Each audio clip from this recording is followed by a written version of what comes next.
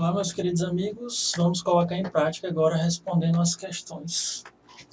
Vamos lá, peguei só questões do Enem de 2013, abordando aí o conteúdo de evolução. Vamos lá. As fêmeas de algumas espécies de aranhas, escorpiões e de outros invertebrados predam os machos após a cópula e inseminação.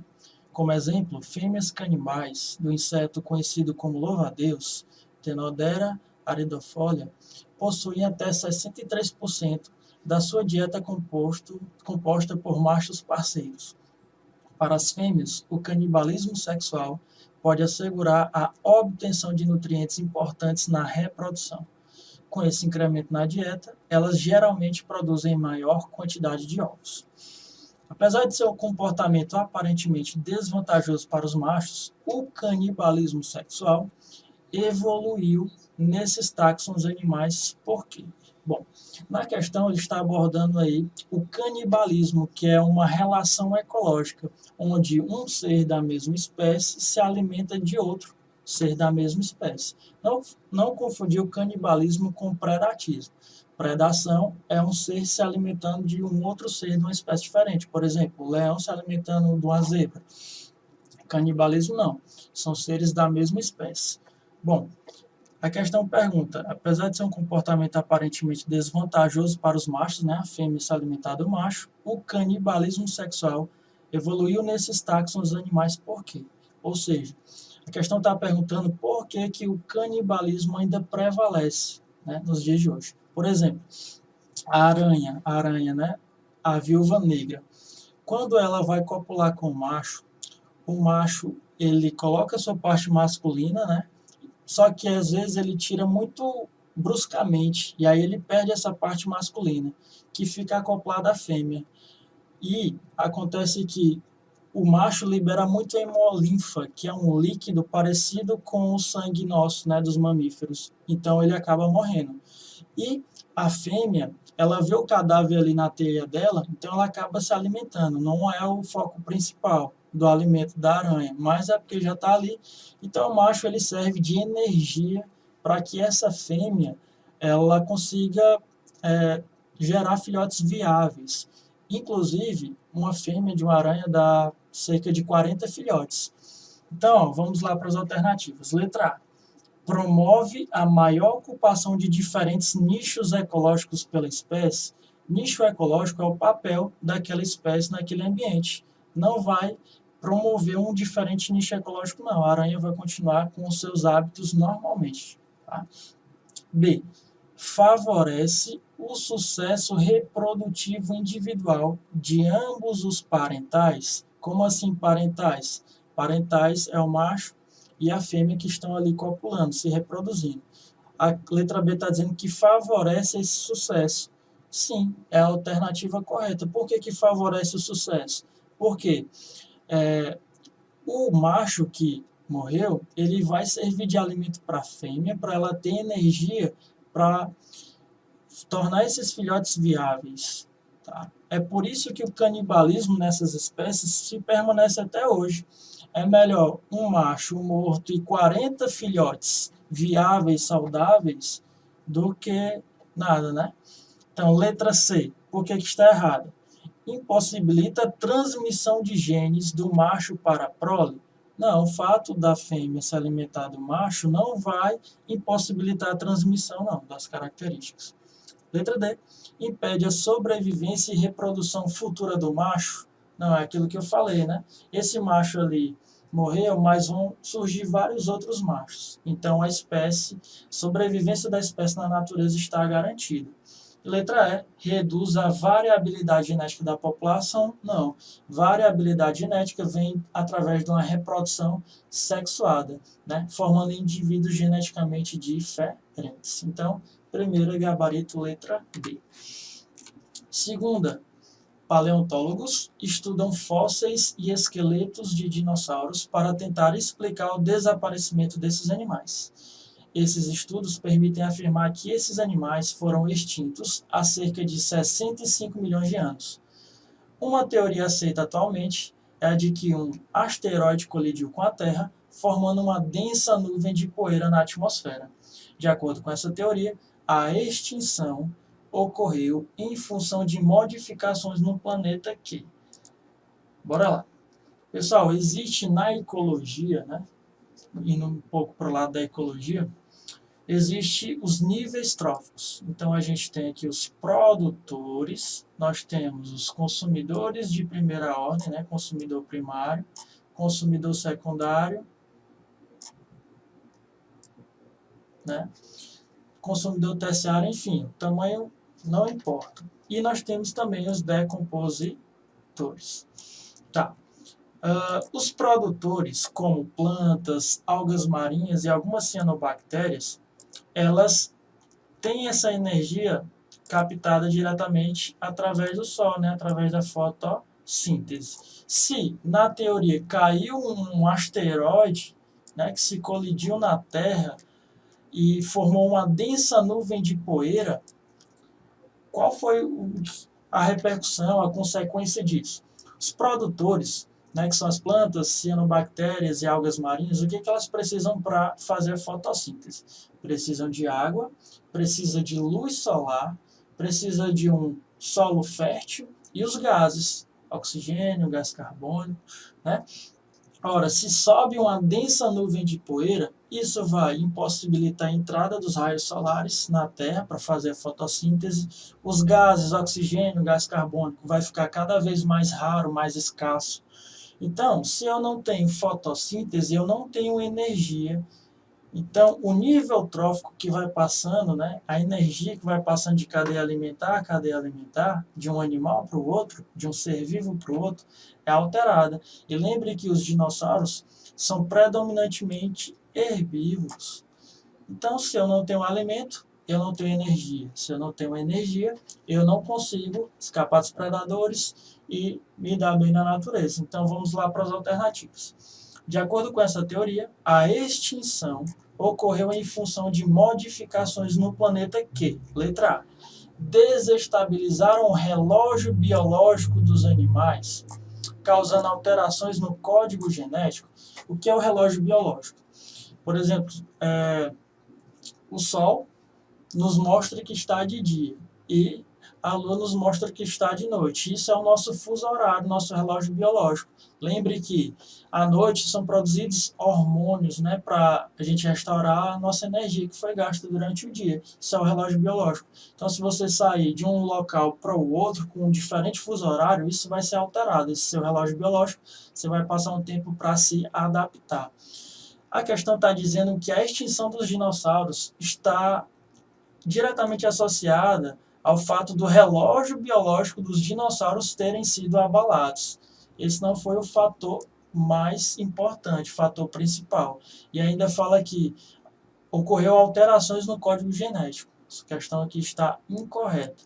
Acabei de explicar que a extinção dos dinossauros está mais relacionada com o problema que os produtores, plantas, algas marinhas tiveram para captar essa energia do Sol, já que existia uma densa nuvem de poeira. Letra B. Reduziram a penetração da luz solar até a superfície da Terra, interferindo no fluxo energético das teias tróficas. Perfeito. Letra B também. Por que a letra D está incorreta?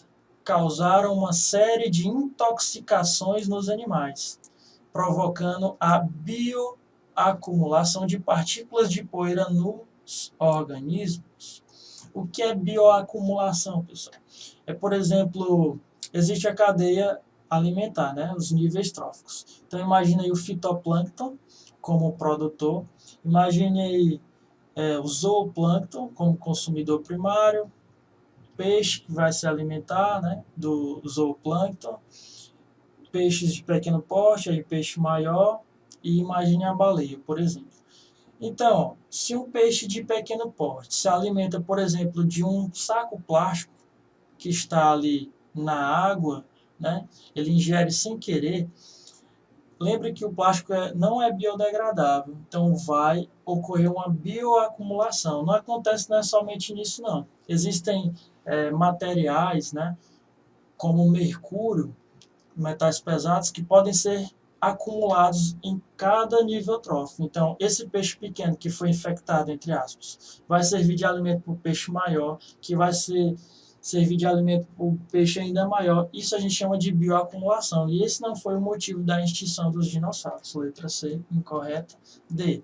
Resultaram na sedimentação das partículas de poeira, levantada com o impacto do meteoro, provocando desaparecimento de rios e lagos. Rios e lagos são fatores abióticos. O que é isso? Que não tem vida. Água não tem vida, solo não tem vida, rocha não tem vida. Esses fatores não foram alterados a priori. Os fatores que foram alterados de imediato com o impacto do meteoro foi fatores bióticos, foram seres vivos. Os primeiros, as plantas que não tinham mais entrada de luz solar, não tinham mais os gases à disposição, gás carbônico, oxigênio. Então, letra D incorreta. E letra E, evitaram a precipitação de água até a superfície da Terra, causando uma grande seca, que impediu a retroalimentação do ciclo hidrológico, mais uma vez tratando de fator abiótico, água. Esse ser aqui não foi preponderante, né, para a extinção dos dinossauros. Então, gabarito letra B. Terceira questão, aqui a gente tem uma charge, Enem de 2010. A girafa fala assim: um dos seres mais peculiares da natureza, a girafa, é totalmente adequada ao seu meio. Sua altura permite que ela mastigue os brotos mais suculentos e mais difíceis de alcançar. E aí aparece o Calvin, né, em cima aqui usando um artifício para pegar o objeto em cima do guarda-roupa. Tá. A tirinha mostra que o ser humano, na busca de atender suas necessidades e de se apropriar dos espaços, letra A, adotou a acomodação evolucionária como forma de sobrevivência ao se dar conta de suas deficiências impostas pelo meio ambiente. Pessoal, acomodação evolucionária não é um termo encontrado na evolução. Não tem nada a ver. Tá? Letra B. Utilizou o conhecimento e a técnica para criar equipamentos que lhe permitiram compensar suas limitações físicas. Correto. Utilizou o raciocínio, utilizou o seu conhecimento para criar equipamentos que lhe permitiram compensar suas limitações físicas. É uma espécie de seleção natural. Ele conseguiu se adaptar ao meio para adquirir o objeto. Letra B. Letra C. Levou vantagens em relação aos seres de menor estatura, por possuir um físico bastante desenvolvido. Olha aí para o Calvin. Será que ele tem um físico bastante desenvolvido? Que lhe permitia muita agilidade? Não, né? Ele utilizou um artifício, uma estratégia. Letra D. Dispensou o uso da tecnologia por ter um organismo adaptável aos diferentes tipos de meio? Não, ele não estava adaptado aos diferentes tipos de meio, senão ele não precisaria utilizar esse artifício. E letra E, sofreu desvantagens em relação a outras espécies por utilizar os recursos naturais como forma de se apropriar dos diferentes espaços. Ele não utilizou recursos naturais. Tá? Então, letra B de bola. Enem de 2010. Alguns anfíbios e répteis são adaptados à vida subterrânea.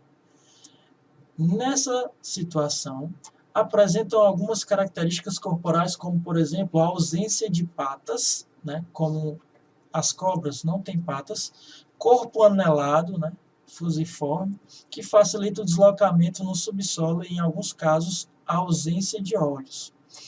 Suponha que um biólogo tentasse explicar a origem das adaptações mencionadas no texto, utilizando conceitos da teoria evolutiva de Lamarck. Opa, lembra de Lamarck? Duas leis, né? Primeira lei, uso e desuso.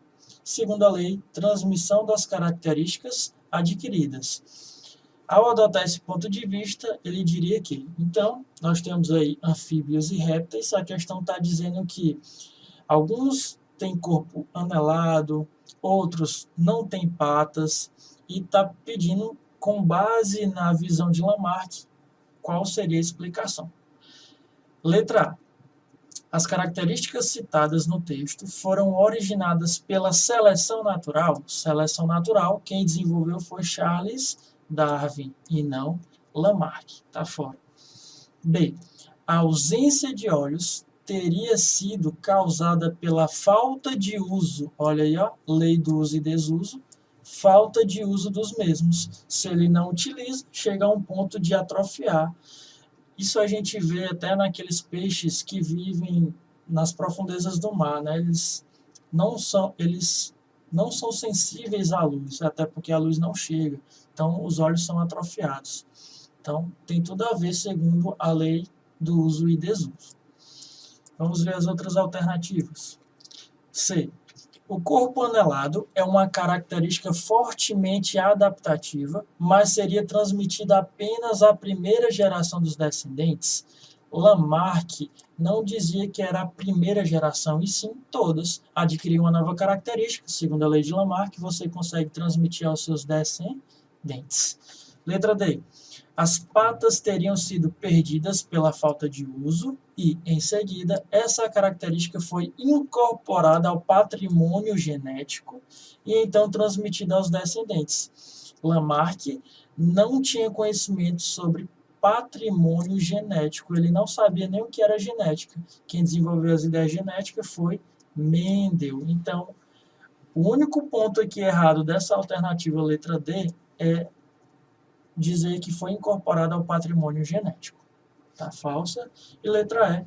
As características citadas no texto foram adquiridas por meio de mutações. Ó. Falou em mutação, lembrou de Mendel, lembrou de genética. Ao longo do tempo, foram selecionadas por serem mais adaptadas ao ambiente em que o organismo se encontrou. Então, eu já coloco uma coisa na tua cabeça. Ouviu falar em mutação? Lembra que mutação ocorre ao acaso. Vou colocar aqui um exemplo bem avulso para você entender isso. Se eu pegasse um terráqueo, colocasse em Marte, que as condições são totalmente adversas, não tem água em estado líquido, a temperatura é altíssima. Segundo Lamarck, aquele ser humano ele iria sofrer diversas mutações através da lei do uso e desuso, através da transmissão das características adquiridas, e ia se adaptar àquela região, àquele ambiente inóspito. Segundo Lamarck, as duas leis eram uma forma de a gente adquirir um ser vivo perfeito, totalmente adaptado. E, na verdade, não é isso que acontece. Não é um ambiente que vai condicionar você a se adaptar. Tá? Então, mutação ela ocorre ao acaso. Então, gabarito, letra B também. Sexta questão. Experimentos realizados no século XX demonstraram que hormônios femininos e mediadores químicos atuam no comportamento materno de determinados animais. Olha aí, ó. Hormônios femininos atuando no comportamento materno de alguns animais, como cachorro, gato, rato, reduzindo o medo e a ansiedade, o que proporciona maior habilidade de orientação espacial. Por essa razão, as fêmeas desses animais abandonam a prole momentaneamente a fim de encontrar alimentos, o que ocorre com facilidade e rapidez. Ainda são capazes de encontrar rapidamente o caminho de volta para proteger os filhotes. Considerando a situação descrita sob o ponto de vista da hereditariedade e da evolução biológica, o comportamento materno decorrente da ação das substâncias citadas é: letra A. Transmitido de geração a geração, sendo que indivíduos portadores dessas características terão mais chance de sobreviver e deixar descendentes com as mesmas características. Faz sentido, né? Pensa aqui comigo. Ora, se quando a mãe dá à luz aos seus filhotes e ela tem o desenvolvimento desse hormônio que dá a ela paz e tranquilidade para liberar os seus filhotes ali e ir atrás de alimento, para ter energia, para cuidar da prole, para manter a prole, isso é bom. Isso é bom, isso vai ser um incentivo para que esses filhotes sejam viáveis saudáveis, para passarem pelo ciclo da vida, né? Nasce, cresce, reproduz, envelhece e morre. Então, letra A faz sentido, mas vamos ver as outras alternativas. Transmitido em intervalos de gerações, ou seja, o vô, os nossos avós se reproduzem e geram os nossos pais, né? Vamos supor que os nossos pais, eles têm essa característica. Aí eles se reproduzem, aí surge a gente. Já a gente não tem essa característica. Já quando a gente se reproduz, os nossos filhos vão ter. É isso que ele quer dizer com intervalos de gerações, alternando descendentes machos e fêmeas, ou seja, em uma geração recebem a característica apenas os machos e na outra geração apenas as fêmeas. Não existe essa alternância de gerações. Tá? Letra C. Determinado pela ação direta do ambiente sobre a fêmea quando ela está no período gestacional. Portanto, todos os descendentes receberão as características. Pode ser que todos os descendentes recebam as características, mas a produção desse hormônio não é diretamente relacionada ao ambiente, não. Não é um ambiente que está fazendo com que a fêmea produza esse hormônio dela sentir tranquilidade para ir atrás do alimento e deixar a prole, não. Tá? Letra D.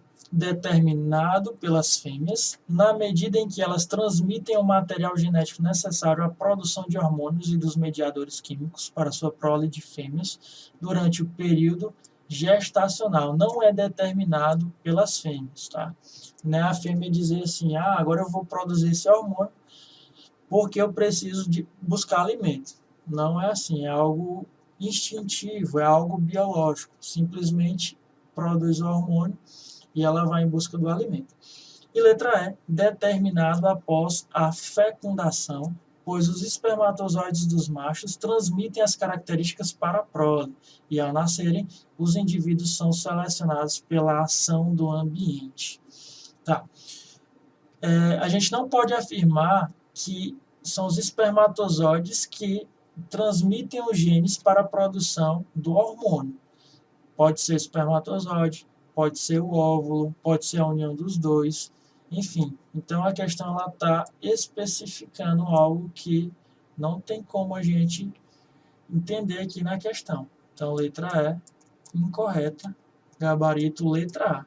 Transmitido de geração a geração, sendo que indivíduos portadores dessas características terão mais chance de sobreviver. Claro, e deixar descendentes com as mesmas características, né? Os descendentes saudáveis, viáveis. Próximo, os ratos, Peromyssus poliornatus, encontram-se distribuídos em ampla região na América do Norte. A pelagem de ratos dessa espécie varia do marrom claro até o escuro, sendo que os ratos de uma mesma população têm coloração muito semelhante. Em geral, a coloração da pelagem também é muito parecida à cor do solo. Olha, muito importante. Ó. Em geral, a coloração da pelagem dos ratos também é muito parecida à cor do solo da região em que se encontram, que também apresenta a mesma variação de cor, distribuída ao longo de um gradiente sul-norte. Na figura, encontram-se representadas 7 diferentes populações de poliornatos. Cada população é representada pela pelagem do rato, por uma amostra de solo e por sua posição geográfica no mapa. Então aqui a gente vê as diferentes colorações dos ratos, tem mais claros, outros mais escuros, de acordo com a região aqui no mapa. O mecanismo evolutivo envolvido na associação entre cores de pelagem e de substrato é. Bom, essa questão aqui ela tem a ver com seleção natural. Ele colocou o exemplo de ratos, mas vamos colocar um outro exemplo aqui. Vamos imaginar duas mariposas, a clara e a escura. Imagina um ambiente de floresta. Vamos supor que o ambiente ali seja mais claro. Quem é que vai conseguir se camuflar melhor? Se esconder melhor dos predadores? É a mariposa clara ou a mariposa mais escura? É claro que ela vai conseguir se camuflar, passar despercebido e vai sobreviver.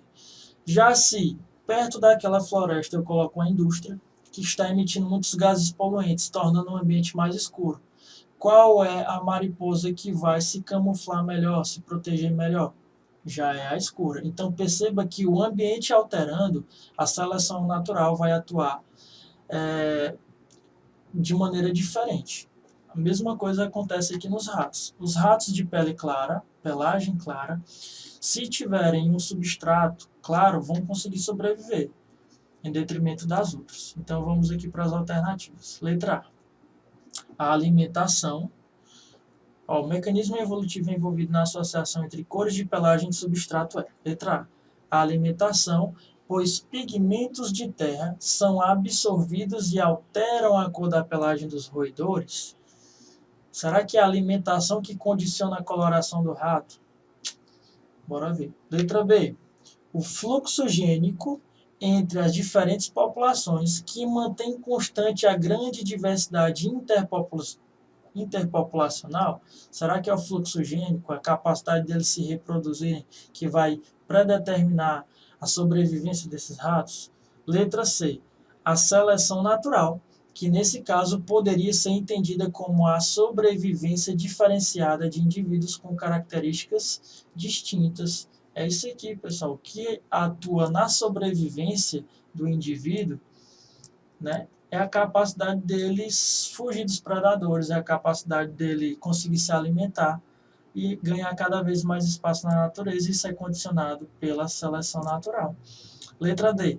Mutação genética, que em certos ambientes, como os de solo mais escuro, tem maior ocorrência e capacidade de alterar significativamente a cor da pelagem dos animais. Será que é um ambiente que está condicionando essa herança genética? Não, né? Letra E, a herança de caracteres adquiridos. Olha, ó, segunda lei de Lamarck. Transmissão das características adquiridas. Capacidade de organismos se adaptarem a diferentes ambientes e transmitirem suas características genéticas aos descendentes. A gente já viu que a segunda lei de Lamarck não é viável. Então, o fator aqui preponderante para a sobrevivência dos ratos é a seleção natural. Se o ambiente mudar, uma população vai ser beneficiada em detrimento da outra. Então, gabarito letra C. Oitava questão, Enem de 2009. A maior parte dos mamíferos, especialmente os grandes, não pode viver sem água doce. Para os mamíferos marinhos, água doce é ainda mais difícil de ser obtida. Focas e leões marinhos captam água dos peixes que consomem e alguns comem neve para obtê-la. Os peixes-boi procuram regularmente água doce nos rios. As baleias e outros cetáceos obtêm água de seu alimento e de goladas de água do mar. Para tanto, os cetáceos desenvolveram um sistema capaz de lidar com excesso de sal associado à ingestão de água marinha. Ou seja, a questão está levantando que mesmo o animal sendo de ambiente marinho, ele precisa de água doce. Essa água doce é adquirida através da alimentação e por vários outros artifícios que esses seres vivos desenvolveram através dessa adaptação ao ambiente. Então, a grande quantidade de sal na água do mar, letra A, torna impossível a vida de animais vertebrados nos oceanos? Claro que não, né? A gente vê que existem, sim, animais vertebrados altamente adaptados às águas salinas, às águas de oceanos, baleias, né? Tubarão, animal vertebrado, né? Então, eles estão adaptados. A vida lá é possível e não impossível. B. Faz com que a diversidade biológica no ambiente marinho seja muito reduzida? Não. A gente tem diversidade biológica lá no ambiente marinho. A gente tem algas, a gente tem corais, polvos, vários animais aí muito bem adaptados. C. Faz com que apenas os mamíferos adaptados à ingestão direta da água salgada possam viver nos oceanos? Claro que não. A questão até falou que as baleias e outros cetáceos obtêm água do seu alimento e goladas de água do mar. Tem outros que se alimentam aí de da água doce dos rios, né? Então, uma série de adaptações e artifícios que os mamíferos utilizam para adquirir água doce. Letra D. Faz com que seja inapropriado seu consumo direto como fonte de água doce por mamíferos marinhos, por exemplo, as baleias. Não, a gente viu que a questão falou que existem animais que conseguem sim se alimentar de água doce, né? Os peixes-boi procuram regularmente água doce nos rios. Então sobra a nossa alternativa, letra E. Exige de mamíferos que habitam o ambiente marinho adaptações fisiológicas, morfológicas ou comportamentais que lhe permitam obter água doce. Então aquele indivíduo está ali naquele meio, ele precisa de água doce. Então ele precisa desenvolver artifícios. A questão diz que ele obtém água doce de rios, pode obter até da neve, pode obter de se alimentar de outros seres vivos. Então, alternativa correta, letra E. Enem de 2009. Os anfíbios são animais que apresentam dependência de um meio úmido ou aquático. Nos anfíbios, a pele é de fundamental importância para a maioria das atividades vitais. Apresenta glândulas de muco para conservar-se úmida, favorecendo as trocas gasosas e também pode apresentar glândulas de veneno contra micro-organismos predadores. Bem, sobre os anfíbios, fica ligado, existem 3 tipos de respiração nos anfíbios. A gente tem a respiração branquial, que é quando o anfíbio está na fase larval, né? Lembra que o sapo, o macho e a fêmea, eles se reproduzem na água. Então, o macho deposita os seus espermatozoides e a fêmea os óvulos na água, ocorre a fecundação e aí vai sofrer a metamorfose. O girino, que é a larva do anfíbio respira através de brânquias dentro da água. A partir do momento que ocorre a metamorfose, o sapo, né, ele vai habitar um ambiente terrestre e ele tem 2 tipos de respiração. A pulmonar, sim, sapo tem pulmão, só que atrofiado, e a respiração cutânea, que é pelos poros da pele. Inclusive, quando você joga sal no sapo, por que ele fica pulando agoniado? Porque ele respira através dos poros. Quando a gente joga sal no sapo, a gente entope os poros e ele não consegue respirar. E aí ele vai utilizar o pulmão atrofiado para respirar, enquanto ele procura um ambiente úmido para derreter aquele sal, para limpar os poros e aí ele voltar a respirar. Então fica ligado nesses 3 tipos de respiração dos anfíbios. Segundo a teoria evolutiva de Darwin, essas características dos anfíbios representam, olha aí quem é que ele está citando, Darwin. Letra A, lei do uso e desuso? Não, né? A gente já viu que a primeira lei de Lamarck é a lei do uso e desuso. Não tem nada a ver com Charles Darwin. Letra B, atrofia do pulmão devido ao uso contínuo da pele? Não, nada a ver. Isso é uma adaptação do anfíbio. Ele respira através de 3 tipos: branquial, cutânea e pulmonar. Não é atrofia, não. Aqui também está relacionado a Lamarck, né? Quanto mais a gente utiliza um órgão, mais ele cresce. Quanto menos a gente utiliza, mais ele atrofia. Letra C. Transmissão de caracteres adquiridos aos descendentes? Claro que não. Isso aqui é a segunda lei de Lamarck. A questão está se referindo a Darwin. Letra D. Futura extinção desses organismos, pois estão mal adaptados? Claro que não estão mal adaptados. Eles têm 3 tipos de respiração: branquial, na fase larval, cutânea e pulmonar, quando está no ambiente terrestre. Então, sobra a nossa letra E. Seleção de adaptações em função do meio em que vivem. Se ele está no meio aquático, vai respirar através da respiração branquial. Se está no meio terrestre, tem 2 tipos de respiração. A mais abundante, né, mais frequente, que é a cutânea, que é pelos poros da pele, e quando ela é entupida, no caso do sal, ele vai respirar através dos pulmões. Então, nona, gabarito, letra E. Tá. 10ª questão. No período Permiano, cerca de 250 milhões de anos atrás, os continentes formavam uma única massa de terra conhecida como Pangeia. O lento e contínuo movimento das placas tectônicas resultou na separação das placas, de maneira que já no início do período terciário, diversos continentes se encontravam separados uns dos outros. Uma das consequências dessa separação foi a formação de diferentes regiões biogeográficas chamadas biomas, né? A gente tem a Caatinga, o Cerrado, o Pantanal, vários biomas. Devido ao isolamento reprodutivo, as espécies em cada bioma se diferenciaram por processos evolutivos distintos. Novas espécies surgiram, outras se extinguiram, resultando na atual diversidade biológica do nosso planeta. A figura ilustra a deriva dos continentes e suas posições durante o período de 250 milhões de anos. Então, o que ele está dizendo? A questão está ressaltando uma mudança no ambiente. Lembra, quando a natureza está estável, todos os indivíduos estão adaptados, mas quando ocorre uma mudança, isso vai afetar diretamente a sobrevivência dos indivíduos. A Pangeia, né, que é o movimento de placas tectônicas, fez com que os continentes se separassem,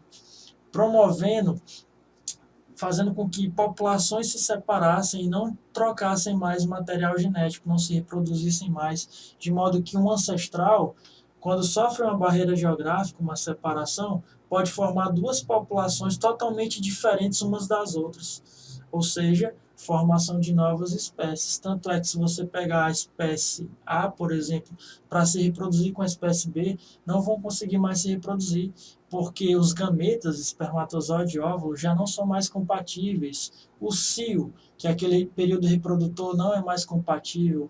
Às vezes, o feromônio que a fêmea libera o macho não consegue perceber e não se sente atraído. Então, essas são condições de a gente cravar se aqueles indivíduos são da mesma espécie ou não. E isso tudo resulta de uma modificação no ambiente causada pela Pangeia. Então vamos lá para a questão. De acordo com o texto, a atual diversidade biológica do planeta é resultado. Olha aí, diversidade biológica. Seres diferentes. Letra A. Da similaridade biológica dos biomas de diferentes continentes? Não, né?